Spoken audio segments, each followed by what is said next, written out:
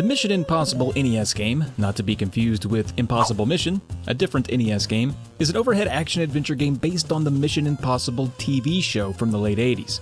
Not to be confused with the version that ran from 1966 to 1973, and definitely not to be confused with the series of Tom Cruise movies to come later. No, this is all based on the second round of the TV show, which continues where the original left off, picking up 15 years later with Peter Graves reprising his role of Jim Phelps. Everybody with me? Alright, so let's sneak our way through Mission Impossible on the NES and see what's up. Danger is afoot. In Ultra's Mission Impossible for Nintendo, a daring rescue of incredible risk where you search for secret passes and disarm lethal traps to save the world from terrorists. Commanding 3 secret agents through a 6-level maze of intrigue. You'll need a keen intellect, jackrabbit reflexes, and unbelievable guts. But should you fail, the Secretary will disavow any knowledge of your existence.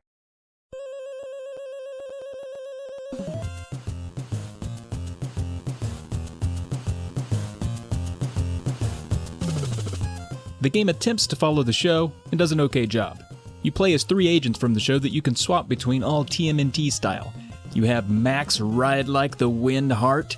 Although he's quick and athletic in the show, here in the game he's wearing heavy gear so he's slow, but that means he can take a few more hits and he can use bombs as his special weapon. Then there's Grant the Gazelle Collier, the MacGyver of the group. He can only attack by punching, but when he punches guys they explode. So yeah, I guess a little different from MacGyver, but he also has sleeping gas at his disposal to make enemy soldiers go night and leave you undetected. And lastly, you can play as Nicholas Hyde the Shakespeare Black, the Dana Carvey of the group, and Master of Disguise. And because he's native to Australia, his main weapon is... yep, it's a boomerang. Oh yeah, and good old Jim Phelps, the leader, will give you missions between levels. What's the mission? Well, there's been a kidnapping. Dr. O, one of the geniuses behind the US military defense system, was eating, the breakfast of brain cells, powdered eggs, and grape juice. Alright. When he and his secretary were snatched up by the Sinister Seven. Turns out they didn't kidnap just any old secretary, nah, this secretary was Shannon, one of the newest members to the Impossible Mission Force. That's us. We're the Impossible Mission Force. So our trio of special agents are off to take down the Sinister Seven and get Shannon back. And also to stop World War III. Yeah, that escalated. There are 6 total levels, each played a little differently. The first places you in a downtown area populated with a mix of bad guys and civilians. If you kill a civilian who didn't attack you first, you're in trouble. But if the civilian comes at you first, then it turns out that was not a civilian, and you have the right to go ahead and terminate that mofo. Otherwise, you die immediately, and you have to play as one of your other 2 remaining agents. Your mission here is to wander about the level in search of certain intel. Each time you play, the game will jumble the locations of key items, adding challenge to subsequent playthroughs. Akin to Metal Gear, you'll need to sneak around and find key cards for doors, and again, you can cycle between your 3 agents at will so long as they're alive. If one of them dies in a level, they're gone.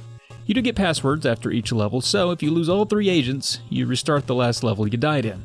The first level is a tough one for the game to start you out in. It's big, it's slow, and despite tips from the manual and NPCs you talk to in the game, it's not all that clear what you should do or where you should go to do it. It is a good level to experiment with how each of your agents operate. Once you learn what to do and where to go, the game isn't so bad.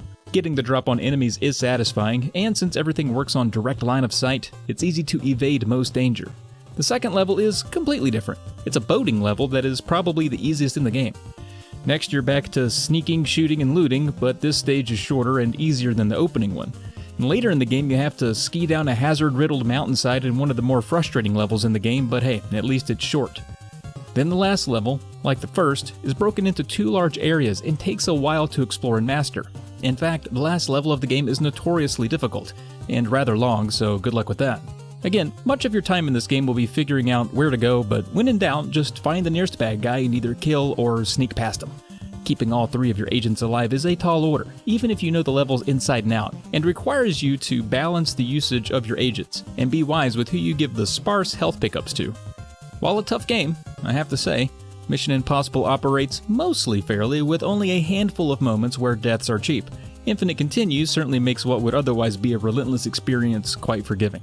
Overall, I was surprised to find Mission Impossible to be a little underappreciated for what it offers in terms of graphics, tight gameplay, great music, and a really solid quality as far as licensed tie-ins go. If you wish to tackle Mission Impossible, it's not a bad idea to consult a walkthrough for at least that first stage just so you can get an idea of how the game operates. It can be intimidating when walking in blind, especially when you walk out on the street and get pummeled by some random strangers and not others. The music and sound design is really well done, which should be no surprise given that it was developed by Konami, and some of the battle music is reminiscent of other Konami-developed titles like TMNT.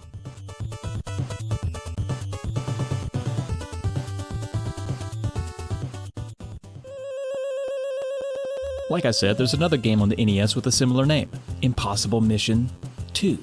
No, that isn't a knockoff sequel to Mission Impossible, it's actually a sequel to Impossible Mission, which is a classic platforming adventure game originally on the Commodore 64. These games do feature a secret agent who infiltrates enemy strongholds, but it's not based on any iteration of the Mission Impossible franchise. There have only been a handful of licensed Mission Impossible games. In addition to today's, you may be familiar with the one on the Nintendo 64 and PlayStation, or the one released on the Game Boy Color. There's also a DOS game from 1991 that did not review well at all, and then there's what I think may be the most recent video game in the series, Mission Impossible Operation Surma from 2003, which was published by Atari. It was released on all the major consoles of the time to mixed or average reviews. Well, that's going to do it for Mission Impossible on the NES. And now, as always, eat your powdered eggs and drink your grape juice. And thanks for watching.